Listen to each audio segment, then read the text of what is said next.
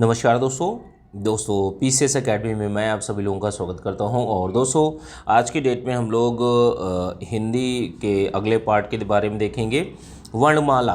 तो देखिए, वर्णमाला से संबंधित चीज़ों को आज के डेट में देखेंगे।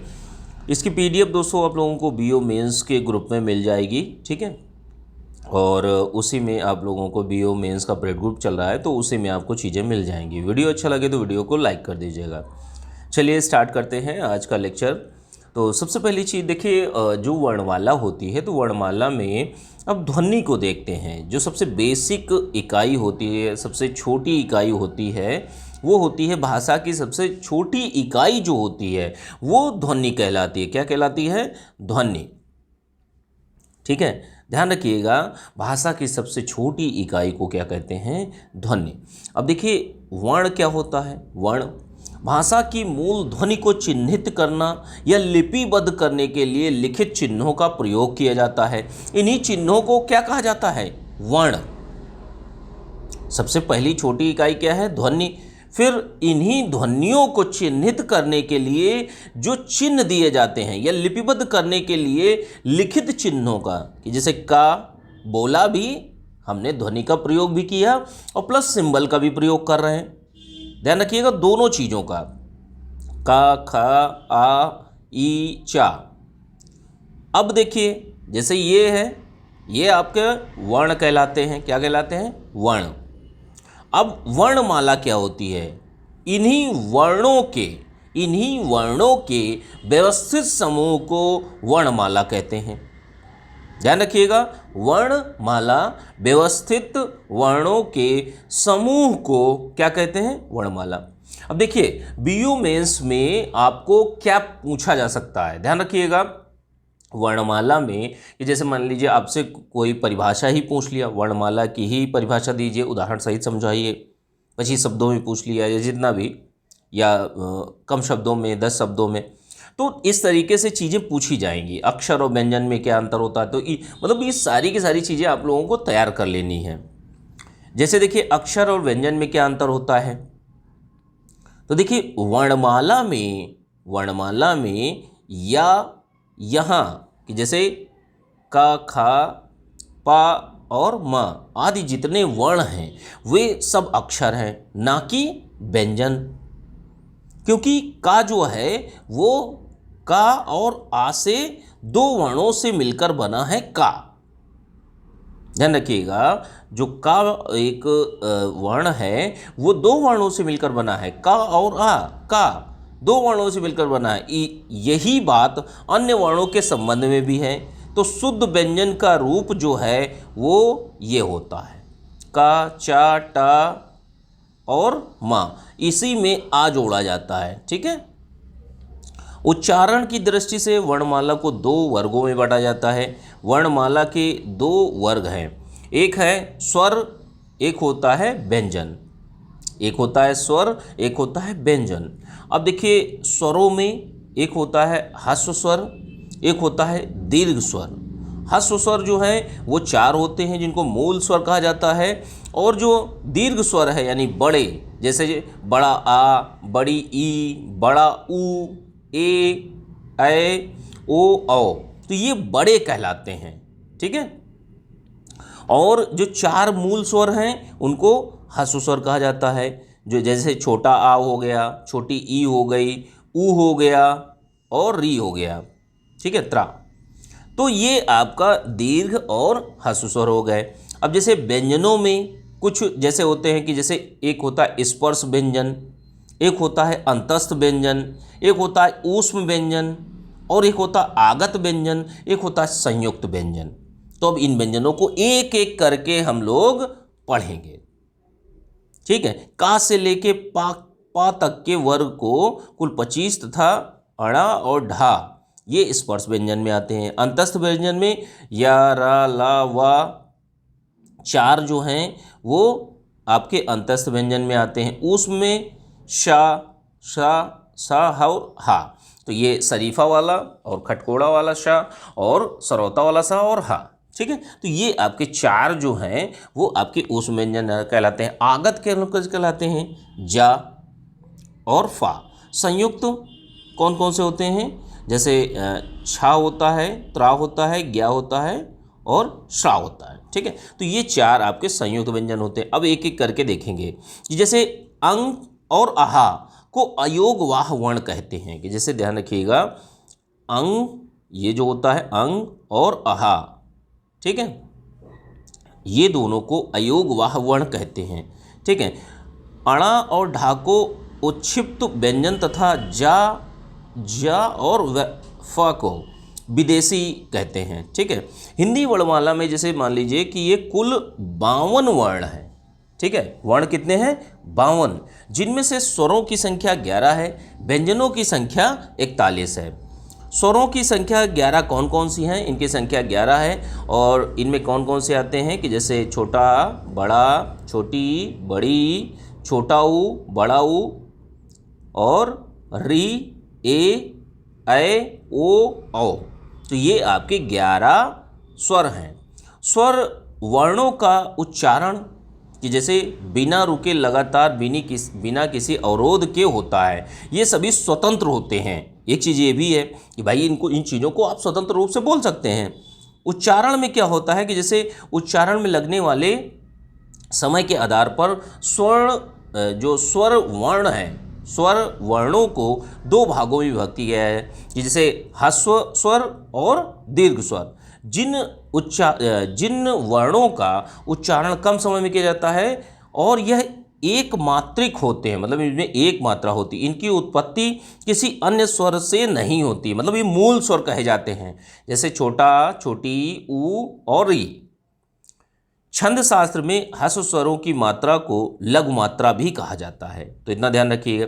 ह्रस्व स्वर को मूल स्वर भी कहा जाता है। दीर्घ स्वर क्या होते हैं? दीर्घ स्वर ये होते हैं कि किसी मूल स्वर को या ह्रस्व स्वर को उसी के साथ मिलाने पर या ह्रस्व स्वर के दुगने समाहित समान पद से उच्चारण किया जाता है, तो इसे दीर्घ स्वर कहा जाता है। इसमें 2 मात्रा का स्वर लगता है। इसकी संख्या कितनी है? 7 है। जैसे इसमें देखिए डबल आ है, बड़ा हो गया, डबल ई बड़ी हो गई, डबल ऊ बड़ा ऊ हो गया, ए, ठीक है, ए आपका और ए, ओ, औ।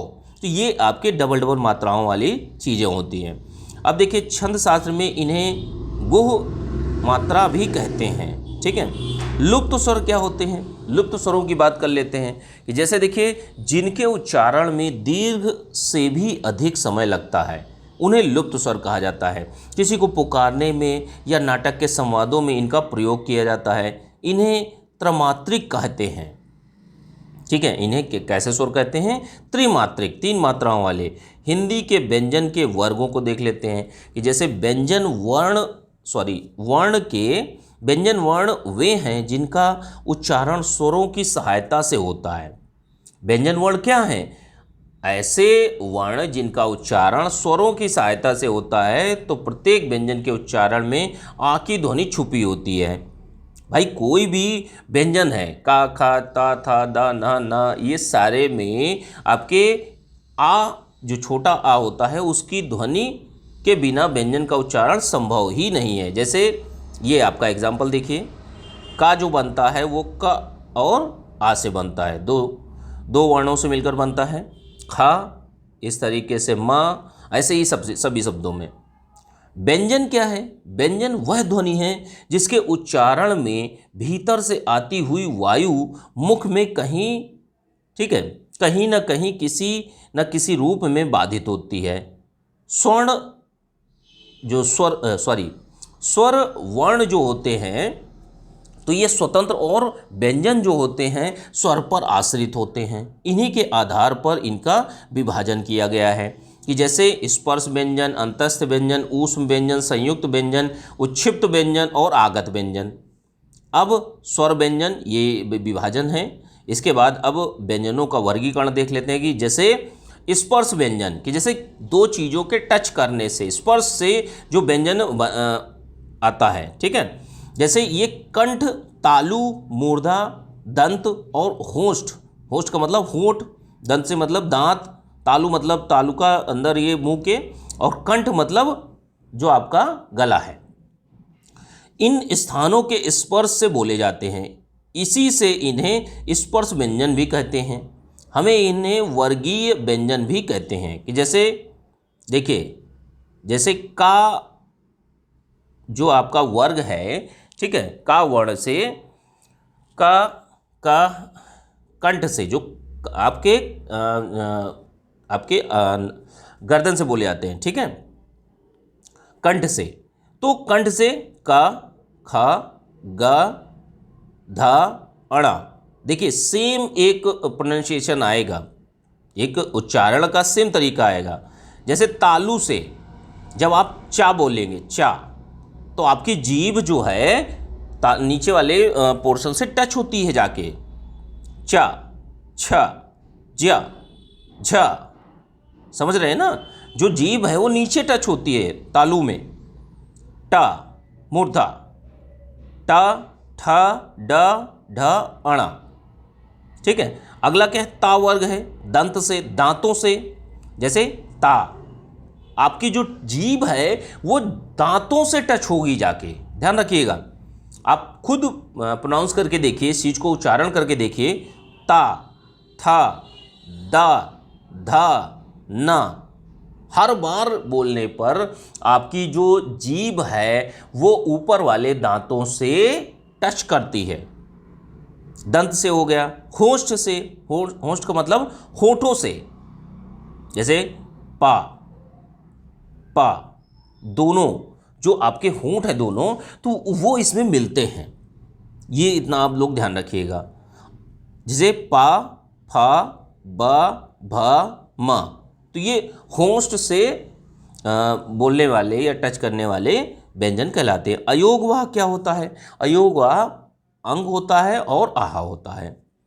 अब देखिए ये वर्ण जो होते हैं, अब अगला व्यंजन जो है अंतस्थ व्यंजन क्या है। अंतस्थ व्यंजन जैसे ये चार हैं, या, रा, ला, वा, तो ये इंटरनल चीज़ों से बोले जाते हैं। जैसे इन्हें अर्ध स्वर भी कहा जाता है, कि मतलब जल्दी से बोल लेते हैं, या मतलब मुंह के अंदर से बोले जा रहे हैं, ठीक है, कंठ से। इसका उच्चारण जीभ, तालू, दांत और होंठ के परस्पर सटाने से होता है, कि मतलब इसमें जीभ भी टच होगी, तालू भी टच होगा, दांत भी टच होंगे और आपके होंठ भी टच होंगे। परस्पर सटने से ये चारों चीज़ें जब सटेंगी तो अंत्यस्थ व्यंजन ये कहलाते हैं। जैसे या, रा, ला, वा, सभी चीज़ें टच करेंगी, ये चारों अंत्यस्थ व्यंजन कहलाते हैं। किस, जैसे कहीं भी पूर्ण स्पर्श नहीं होता, हल्का हल्का होगा लेकिन पूर्ण कहीं नहीं होता। ऊष्म व्यंजन क्या होता है, तीसरा क्या है, ऊष्म व्यंजन। ऊष्म व्यंजन क्या होता है कि ऊष्म व्यंजन का उच्चारण एक प्रकार की जैसे घर्षण से उत्पन्न होता है, ठीक है, घर्षण से जैसे ऊष्म वायु से होता है, कि जैसे चार, शा, शा, देखिए ये घर्षण को दर्शाता है। आपके मुंह के अंदर से वायु निकलती है, वो भी मतलब घर्षण के कारण ऊष्म वायु यानी गर्म वायु निकलती है। शा, सा, हा, ये सारी चीज़ें, ठीक है। इसके बाद घोषणा के आधार पर, तो देखिए घोष का अर्थ है स्वतंत्र जो है स्वर तंत्रियों में ध्वनि का कंपन, कि जैसे जो स्वर तंत्रियां हैं उनमें ध्वनि का कंपन किस तरीके से होगा। अब जैसे अघोष, जिन ध्वनियों के उच्चारण में, जैसे हम कुछ बोलते हैं, जैसे हम कुछ बोल रहे हैं ना, तो ये ध्वनि है। तो जिन ध्वनियों के उच्चारण में स्वर तंत्रियों में कंपन ना हो, स्वर तंत्रियों में कंपन ना हो, हर वर्ण जो है वर्ण का पहला और दूसरा व्यंजन होता है, ठीक है, पहला और दूसरा व्यंजन होता है। जैसे शा, शा और आपका खटकोड़ वाला शा, शरीफा वाला शा और सरौता वाला शा अघोष व्यंजन कहलाते हैं, ठीक है। जिन ध्वनियों के उच्चारण में तंत्रियों में कंपन ना हो, किसी प्रकार का मूवमेंट ना हो, उनको क्या कहते हैं, अघोष बोलते हैं। जिसमें कंपन के आधार पर कुछ मूवमेंट हो। अब देखिए सघोष क्या होता है, सभी स्वर आते हैं जिन ध्वनियों के उच्चारण में स्वर तंत्रियों में कंपन हो, हर वर्ग का तीसरा चौथा पांचवा व्यंजन होता है, तीसरा चौथा पांचवा। ठीक है, जैसे आप लोगों ने अघोष, अघोष क्या था, का और खा, पहला और दूसरा था, वैसे तीसरा चौथा पांचवा ये आपके सघोष होते हैं। इनमें मूवमेंट होता है, कंपन होता है। ठीक है, कंपन होता है। जिन ध्वनियों के उच्चारण में स्वर तंत्रियों में कंपन होता है, तो हर वर्ग का तीसरा, चौथा और पांचवा व्यंजन जो होता है वो आपका ये सघोष होता है। ठीक है, कि जैसे या, रा, ला, वा, इसमें आपका कंपन समझ में आएगा। जब आप बोलेंगे तो इसमें कंपन आपको ये चीज़ें समझ में आएंगी। ठीक है, बोलकर ये चीज़ें आप फील करेंगे, जब बोलेंगे तब फील करेंगे। सभी स्वर जो होते हैं वो सघोष ध्वनियाँ होती हैं जिनमें कोई कंपन नहीं होता है। ठीक है, कंपन के आधार पर। अब देखिए, प्राणत्व के आधार पर कुछ चीज़ें बांटी गई हैं कि जैसे अल्प प्राण और महाप्राण। जिन व्यंजनों के उच्चारण में मुख से कम हवा निकालते हैं उसे हम अल्प प्राण श्रेणी में डालते हैं।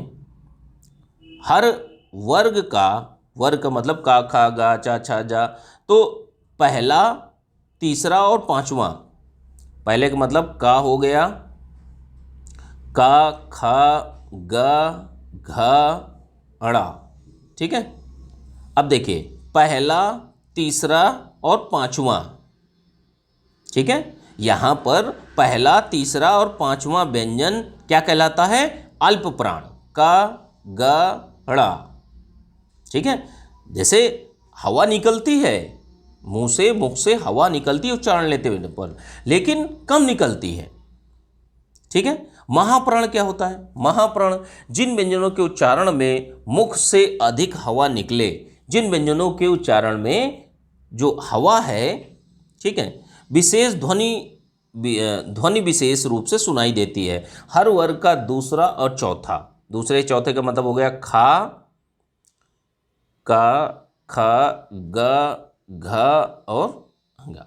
ठीक है, तो दूसरा और चौथा खा और घा। ठीक है, तो ये आपको दिखेगी जब ये वायु जो है, एयर जो है मुंह से आपके ज़्यादा निकलती है। ठीक है, अब देखिए, रा जो हैं लुनती हैं और रा लुनती हैं और ला पार्श्विक होते हैं। ठीक है, अणा मूर्धन्य सघोष अल्प प्राण होते हैं। ये कुछ चीज़ें बताई गई हैं। और ढा जो होता है मूर्धन्य सघोष महाप्राण होता है। ठीक है, अब जीभ के प्रयोग के आधार पर देख लेते हैं कि जैसे जीभ के प्रयोग के आधार पर वर्णमाला किस तरीके से कार्य करती है, स्वर और व्यंजन। तो जैसे देखिए, अग्रस्वर, अग्रस्वर का मतलब होता है जिन स्वरों के उच्चारण में जीभ का अग्रभाग प्रयुक्त होता है, जैसे ई, ए, ई, छोटी ई, बड़ी ई, ए, बड़ा ए। ठीक है, तो इनमें क्या है, जीभ का अगला वाला भाग स्टार्ट मतलब काम करता है। मध्य स्वर क्या होता है, जिन स्वरों के मध्य में जीभ का मध्य भाग काम करता है, जैसे आ।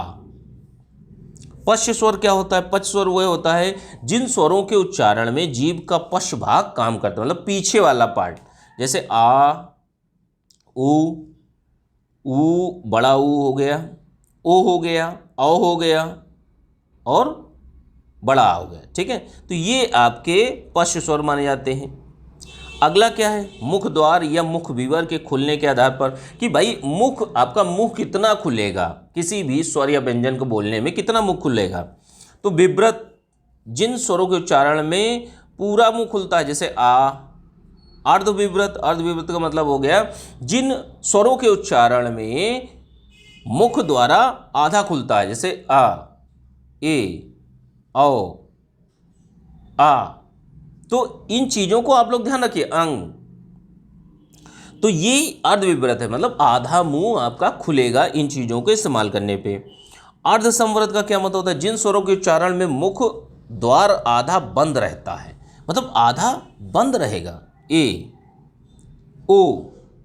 ठीक है, तो ये आधा बंद रहता है। संवृत का मतलब जिन स्वरों के उच्चारण में मुख लगभग बंद हो जाता है, जैसे ई, मतलब पूरी तरीके से नहीं बंद रहेगा लेकिन लगभग बंद रहता है, ई, बड़ी ऊ और बड़ा ऊ। ठीक है, इन चीज़ों को जब आप प्रोनाउंस करेंगे, जब आप इनको बोलेंगे तो चीज़ें समझ में आ जाएंगी। ठीक है, अब देखिए हवा के नाक और मुख से निकलने के आधार पर जैसे निरनुनासिक या मौखिक स्वर। निरनुनासिक का मतलब क्या होता है? मौखिक स्वर जो मुख से बोले जाने, जिन स्वरों के उच्चारण में हवा केवल मुख से निकलती है, जैसे आ, छोटा आ, बड़ा ई, इन चीज़ों को। और अनुनासिक क्या होता है? जिन स्वरों के उच्चारण में हवा मुख के साथ साथ नाक से भी निकलती है, जैसे अंग, आ, ई, मतलब मुंह से भी निकलेगी हवा और नाक से भी निकलेगी, तो इनको हम क्या बोलते हैं? अनुनासिक स्वर बोलते हैं। रा व्यंजन में और ऊ और बड़ा ऊ की मात्राएं अन्य व्यंजनों की तरह न लगाकर रा प्लस ऊ बराबर रू, रा प्लस ऊ बराबर रू की तरह से लगाई जाती हैं। अब देखिए संयुक्त व्यंजन क्या होता है? संयुक्त व्यंजन की जहाँ तक बात कर लेते हैं, जब दो या दो से अधिक व्यंजनों के बीच कोई स्वर नहीं रहता। ध्यान रखिएगा, दो व्यंजनों के बीच में जब दो या दो से अधिक व्यंजनों के बीच में कोई स्वर ना हो, तब दोनों के मेल में संयुक्त व्यंजन बनते हैं। कि जैसे का और शा बराबर, का और शा से छा बनता है, और ज्या और जा से ज्ञा बनता है। ठीक है। त्रा किससे बनता है? टा, ट और रा से। और शा किससे बनता है? शरीफे वाले सा, श और रा से। ठीक है। तो ये आपके संयुक्त व्यंजन कहलाते हैं। अब देखिए छित्त व्यंजन क्या होते हैं? जब एक व्यंजन अपने समान अन्य व्यंजन से मिलता है तब उसे द्वित्व व्यंजन कहते हैं। ठीक है। कि जैसे का, चक्का, ठीक है, ता, पत्ता, ना, गन्ना, मतलब एक ही शब्द दोबारा उसमें मिलने लगे, तो इसको द्वित्व व्यंजन, एक व्यंजन के साथ में दूसरा व्यंजन मिलना।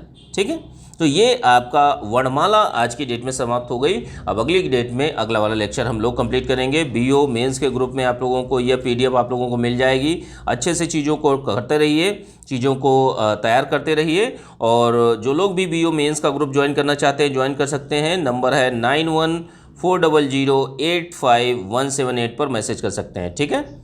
चलिए ठीक है, थैंक यू देखने के लिए।